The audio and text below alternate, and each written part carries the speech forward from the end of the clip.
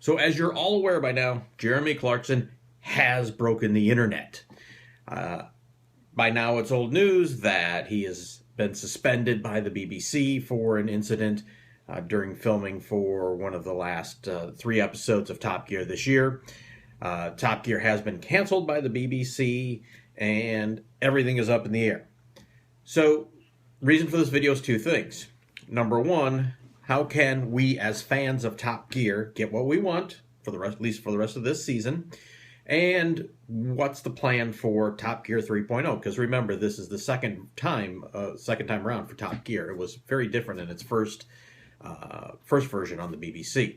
So, number 1, for the BBC, what they should do is let Clarkson know that his contract will not be renewed, or they will not renew any contract for him because it was up at the end of this season. Contracts are also up for May and for Hammond as well, so all 3 of them had to have their contracts renegotiated after this year. So Clarkson would not be brought back. However, they would be allowed to finish the season, and Jeremy would have to, sort of be on behavior of not too many barbs about what's going to happen, right?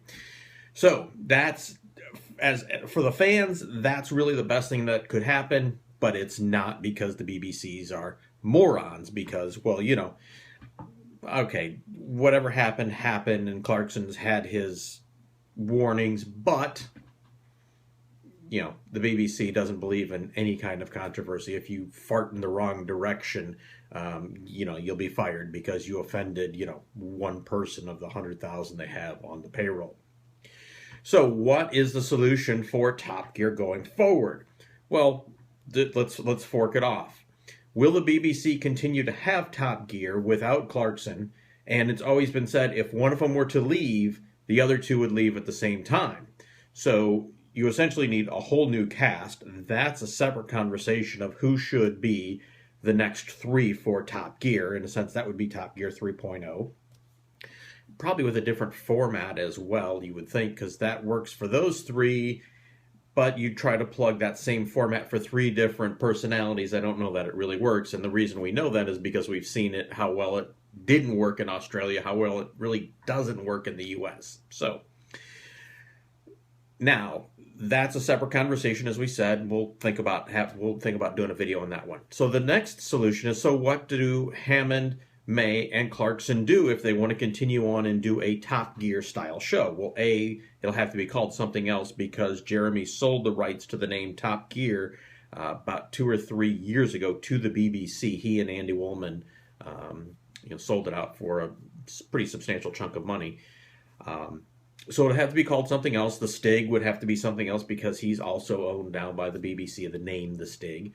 But the question is, well, they get away with what they can get away with because it's the BBC and they don't have commercials. They're not going to be offending anyone. So how do you create that same dynamic where it's sort of a free-for-all, maybe even more so, without having issues in commercial TV? And the answer is, you don't do commercial TV.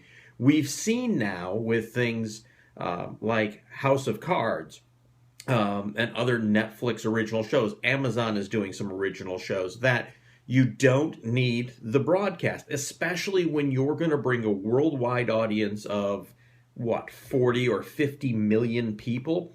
For something like Netflix or Amazon Prime, possibly HBO, but I don't see them as internationally available as you do something like a Netflix or possibly an Amazon Prime, which is more of an international thing, that they should immediately be on the phone with the representatives for the 3 from Top Gear and say, hey, look, we'll give you, say, $2 million or $4 or $5 million, and you can shoot, 2 10-episode seasons or whatever, however you want to describe it, in a calendar year. And I think this would go off very well, especially because Netflix has the money behind it to promote it. Plus, you can still do merchandise and DVD sales.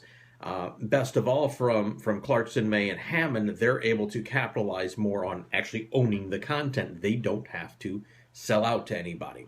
So that's our thoughts on this whole deal. Let's hear what you have to say. Would you like to see them do something like a Netflix, an HBO, or an Amazon Prime, or some kind of thing like that, where they don't have to be worried about advertisers and things like that? It's literally based on a subscription kind of model and working in a larger organization. Do you want to see the show just go away at this point? And what do you think about what the BBC should do, or what your thoughts are on what the BBC will do with Top Gear itself? So that's our thoughts for the day. Let's hear from you.